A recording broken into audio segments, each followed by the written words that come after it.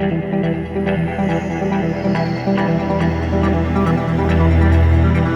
our next speaker is a legend in her own right. She is the CEO of Make Sense Lab. She's also Shios, the founder of Shios, which is a female-run block producer on the EOS network. Give it up for Miss Crystal Rose, man. We appreciate y'all. Thank you. Hi, Crypto Mondays, Puerto Rico. It's really nice to be here at the Genesis Dorado event. Can't wait for more. So I'm Crystal. Thank you for the intro. I'll jump right in just to say, I've been investing in Bitcoin specifically and crypto since 2014. I learned about it in 2009, but it took me that long. So it's never too late to get started. We can go to the next slide. There are a lot of people online, so this is just a slide with the data of how many people have devices. It's almost all of the world's humans at this point. But the important one here is the penetration into the crypto space. It's 50 million known wallets today, is still the estimate, but that's just on the major chains. Next. So that means that even though most of us are online today, two-thirds of the world's humans, we have less than 1% with a digital wallet. And important to note, though, that investing in general in cryptocurrency is a lot easier, even though we have so many digital devices, so few wallets. Investing in crypto is easier than almost anything else. I want to point out, though, is specifically for accessibility, if you look at the women today and what the trends are that women are doing, the technologies that they're interested in are the most accessible. So even though there are only 26% of American women in the stock market, which is actually a big number for investors, so that's really great for women, 43% are interested in investing in Bitcoin. So I think that this year is going to be a huge catalyst for the women in general. So if you don't have a Bitcoin wallet address, most of us here do. I think that actually about half of the people said that they're not invested in Bitcoin on a survey that was done for the Crypto Mondays event. So if you don't have a Bitcoin wallet address, you don't have to worry at all. Only 30.4 million wallet addresses actually hold any Bitcoin at all today. So that is still a very small number of people. If you're holding 10 Bitcoin or more, you're in the top 0.5% of all Bitcoin holders. So that is, the thing is though, it's actually very accessible. That it still sounds difficult today, and it actually sounds expensive too. A lot of people think Bitcoin is now, today I think it's over $16,000 still. Bitcoin is $16,000. That makes it really difficult for me to purchase one if I'm a small investor. But actually Bitcoin is fractional. You can buy 1/100 millionth of a Bitcoin if you really want to. That's called a Satoshi. That's the namesake of the founder of Bitcoin, or the group of founders. And that's 8 decimal places. So that's a very small number. You can't even fractionalize that into a penny. A penny won't even divide that far. You're going to have to buy more. You're going to have to buy 100 Satoshis at least to equal a penny. So how do we break into Bitcoin? It's really easy. It's easier than you think. You can do it tonight. It's 5 easy steps. And I'm going to run through the steps one by one and give you some tools that are available. The first one is getting a wallet. There are 2 types of wallets. One is a hot wallet and one is cold storage. Hot wallet is like the wallet you keep in your pocket. You only want to keep as much cash in your hot wallet as you're going to spend. It's the same thing as keeping cash in your wallet versus keeping cash in the bank. You don't want to carry your entire balance in your pocket. And I'll tell you from personal experience, I did have 200 Bitcoin on an iPhone that I lost in 2014.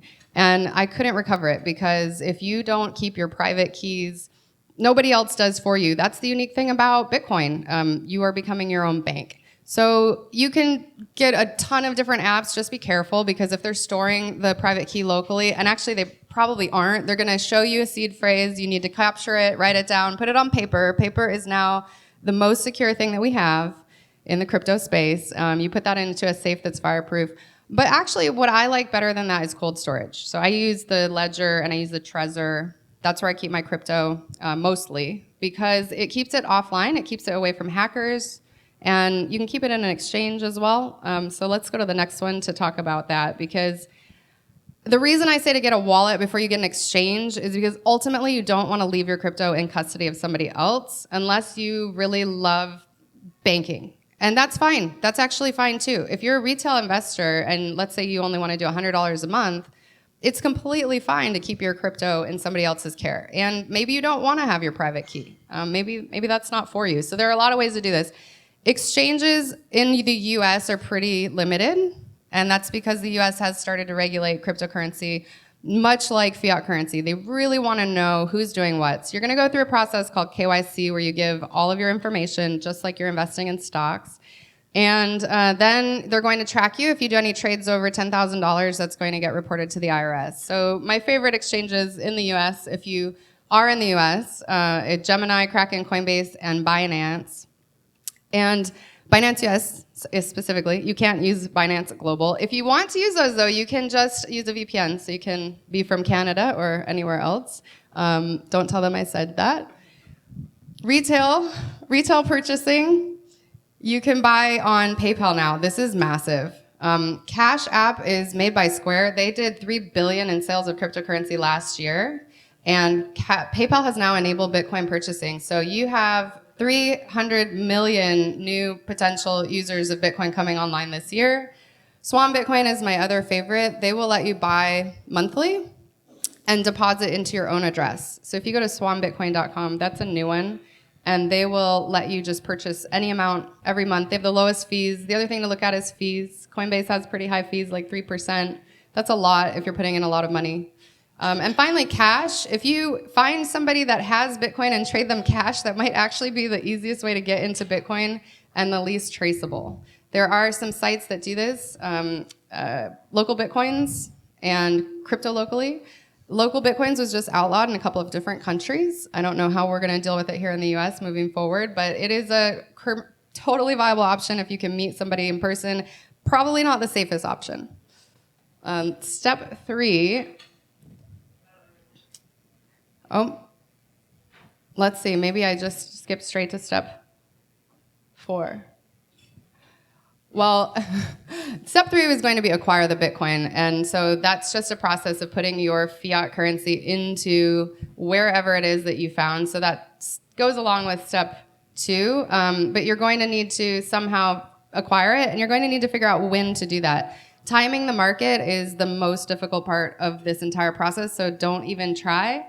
I would say use the dollar cost averaging approach, which is buy a little bit every single day, buy a little bit every week, or every month seems a little bit too long for me in this space. So what I do is I do a purchase every week, which I've been doing since 2015, and dollar cost averaging has worked out really, really well. I think Swan Bitcoin will tell you something like if you have put in $50 a week since 2014, you would have saved, I think that you would essentially double your investment. So that is dollar cost averaging. It's the same amount that you would be putting in every day goes up or down. You miss the peaks and the valleys, and you kind of get an average.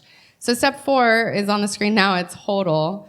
And HODL is just hold on for dear life. You can look that up if you're not familiar with it and where the origin story was. But basically, it's just hold on and don't look. Don't look at the market. You really are not serviced by looking at the ups and downs, because in early 2018, it was $20,000, and by 2019, it was $3,000. So if you are purchasing every day, it's going to drive you mad. I would just recommend don't even look at the market. Just think about how long you want to hold it for. Number 5, step 5 is actually liquidate, which is the opposite of holding. But if you do want to liquidate your crypto, because you have some sort of expenses, for instance, my company did an ICO in 2017, meaning we sold tokens and we took in a lot of crypto. We have been able to fund ourselves for these last 3 years without essentially losing any dollar value because of the way that we trade our crypto. Whenever we want operating expenses, we wait until we time the market at a high. We put that into Tether, which is the cryptocurrency that Craig Sellers was talking about, the CTO of Tether. It's the USD equivalent dollar, before we put it into USD. Because the thing is, tomorrow, Bitcoin might drop dramatically. And if we buy it back, we just earn more Bitcoin. So we really want to make sure that we're looking at the market. And if you do want to try this, you can go to the Fear and Greed Index. So Warren Buffett, the great investor in the stock market and other equities, said that the best thing to do for investment is to sell when people are greedy and buy when people are fearful. So when you look at the media, that is your number one indicator. And you can go to Google and just put fear and greed index crypto, and you will find this chart. Today, we're at extremely greedy, 90%, which means we are at a peak, which means you might anticipate that chart going back down to the red at some point. It might be a day, a week, a month, or a year, but it is going to probably go back down. And this is a great time to sell. If you want to buy Bitcoin, I want to sell Bitcoin right now because that is where the price is currently. So just look at those signals. Let's go to the next one. So I want to just tell you one thing about the coins. Why am I focusing on Bitcoin over other tokens? There are a lot of cryptos on the market. You can play this video. This is just a visual of what has happened since 2014. So starting in 2014 is when the market really took off. Even though Bitcoin kickstarted on 2009, we didn't really have any other blockchains, which are called coins, or tokens, which are built on top of blockchains since then. What you're going to see is these little dots are going to come up, and Ethereum was really the first one that was another major chain that was built after Bitcoin, and it was a programmable chain. It allowed people to put tokens on top of it.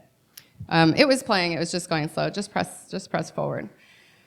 So essentially what happened when Ethereum came online is all of a sudden tokens exploded. If you go to CoinMarketCap today, you're going to find that there are about 8,000 tokens that you can pick from, and it's really confusing because you're not going to be able to tell which ones are viable and which ones are not. I would say stick to the top 10, 20, or 100 if you're really, really risky and you don't mind getting into different types of assets.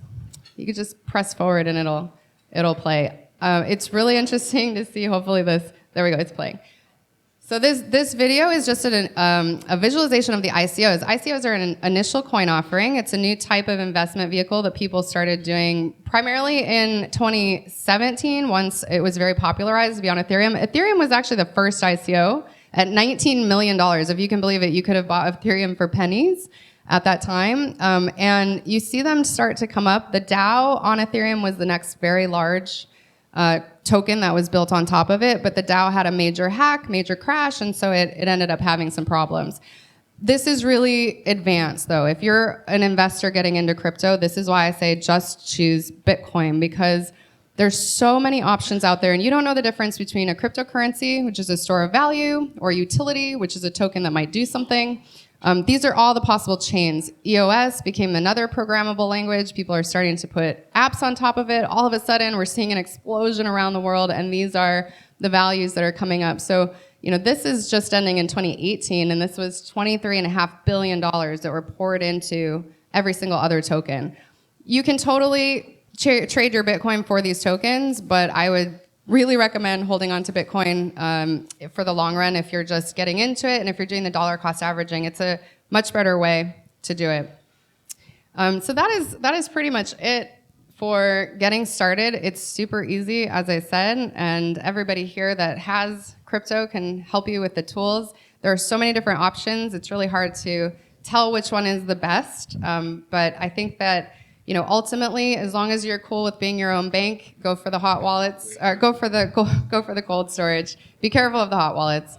And I'm Crystal Rose. If you would like to chat with me, please follow any of these handles. Thank you. Any questions for Miss Crystal Rose?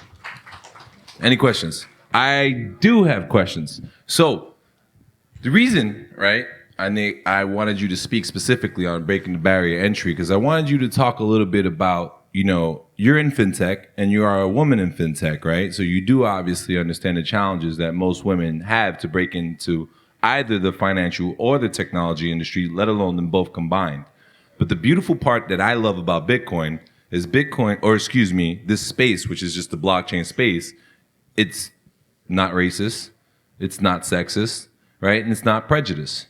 So, and what you exemplify, to me at least, is that irrelevant of who you are and what your background is, right? And whether or not you're male or female, you can absolutely kick ass in this space. So that's why I wanted you to speak on Breaking Barrier. Thank you. I really appreciate that. And it is the most accessible investment tool in the world. Literally anybody can do this. It's so easy, and it's never the wrong time. It really isn't the wrong time, because even if you get in now, and it's very high, and you see the greed index is really high and it drops dramatically. All you have to do is just wait. It's a little bit of time. It's basic math. Bitcoin is a scarce asset. There will only ever be 21 million of them. So try to get one at least if you can, or 10 if you want to be in the top 0.5% of the Bitcoin holders. But I think for me, this is why I started Shios. Shios is a blockchain node operator. We do mining. We started with the EOS chain. We've moved on to a lot of others. Our next is going to be Ethereum 2.0. And the purpose was to put a group of women together to prove that we could not only run nodes, but we could also take the crypto that we earn and put it back into the community. So we started giving scholarships to women in technology. We did 100 scholarships so far for women in blockchain. And that's because you can do whatever you want with the mining rewards. So if you want to kick on a node, you can do that. You have to have 32 Ethereum to stake to a node. It'll earn you 10 to 20% per year, at least for now, that's the estimate. And that's a really good return on your investment. But that's pretty advanced, and that's why we started this, was to give more information and teach people as much as we can.